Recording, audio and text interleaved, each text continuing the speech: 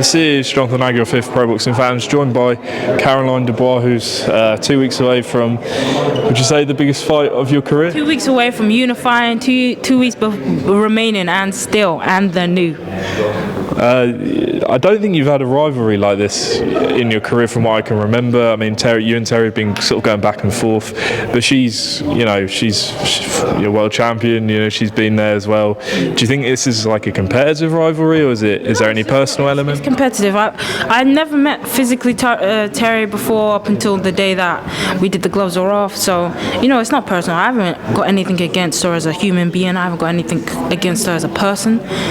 I have things against her as a fighter, as an athlete, as a competitor. I know what my job is, and I know what her job is. I know what my intentions are, and I know what her intentions are. And someone has to stop the other from achieving their dreams. And I know it won't be me. It won't be me being stopped, and it won't be her that stops me. How highly do you rate her, if at all? I rate her as a fighter. It takes a lot of guts to get into the ring. It takes a lot to achieve and become world champion. I don't think that she's fought amazing fights to be world champion, but I can't take away from the work, the effort, the training, the discipline.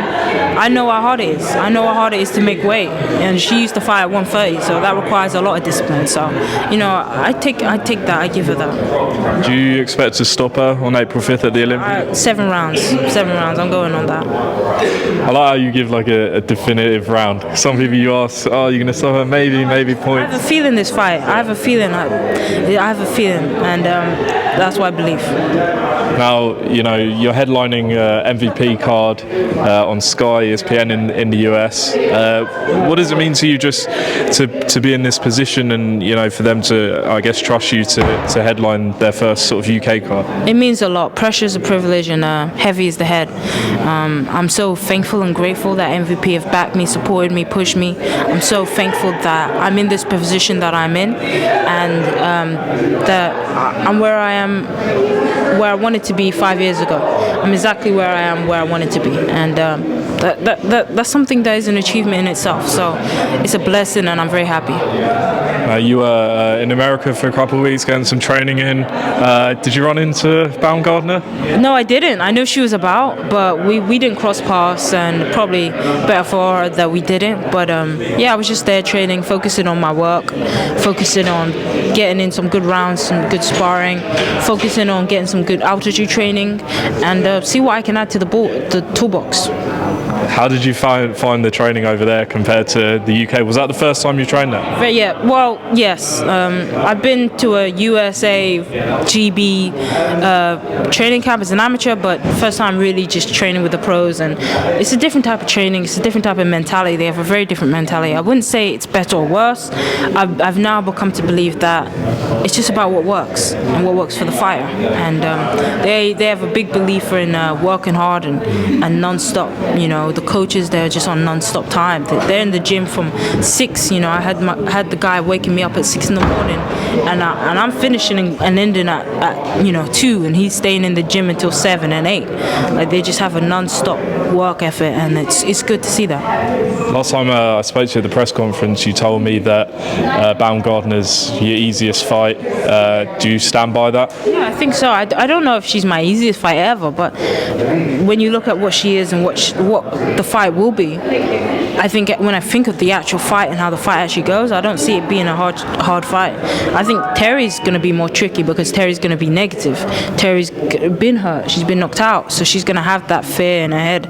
She's going to fight with that, and a person that's a bit afraid and negative is always hard to get out. So I think Terri's going to be more of a difficult challenge. Baumgardner has had some criticism over her last few fights about her performances. Do you feel like in her next fight she needs a statement to secure the fight with you? She needs to, because she says I'm a puppy and she's fighting the puppy's scraps. So if I'm a puppy, you best destroy the thing that I couldn't destroy. So you better get her out there. But we're going to see. Are you planning on going to a fight, being ringside and calling her out?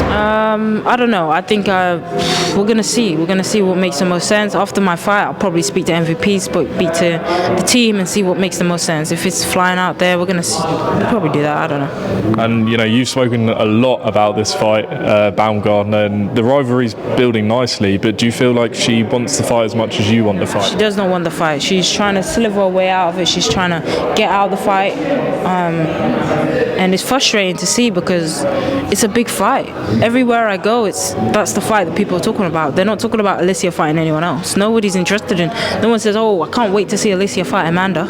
Can't wait to see Alycia fight Kate." No one is saying that, but they are saying, "I want to see Alycia fight Caroline." So it's a big fight. She just doesn't want to acknowledge that because then it gives her no excuse, and she will keep trying to not acknowledge it.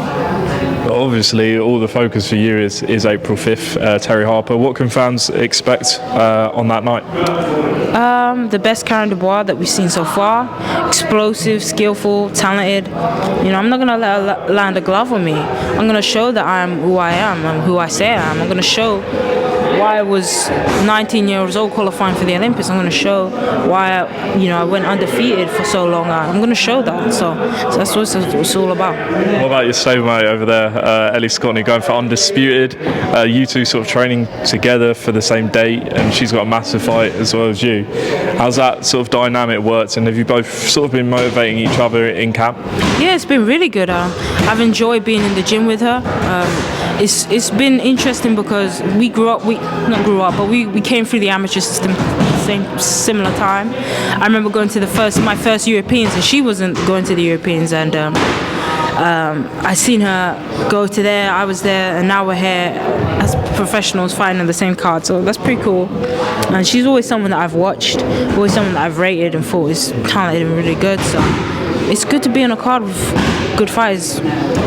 Last question. I saw your interview that you did with Cigar Talk. Thought you spoke really openly, honestly, about the relationship with your family, etc. And you said in that interview that you want to repair the relationship with your brother.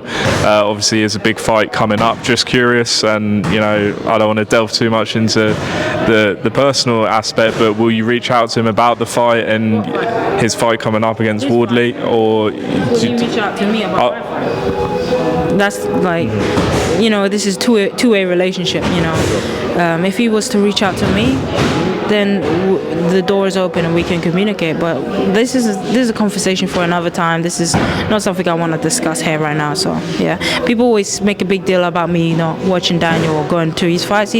I'm his younger sister. He's never come to my fight, so sure, appreciate that. Okay, Caroline, April 5th, don't miss it. You and Terri Harper at the Olympia live on Sky. Look forward to seeing it. Appreciate it. Thank you.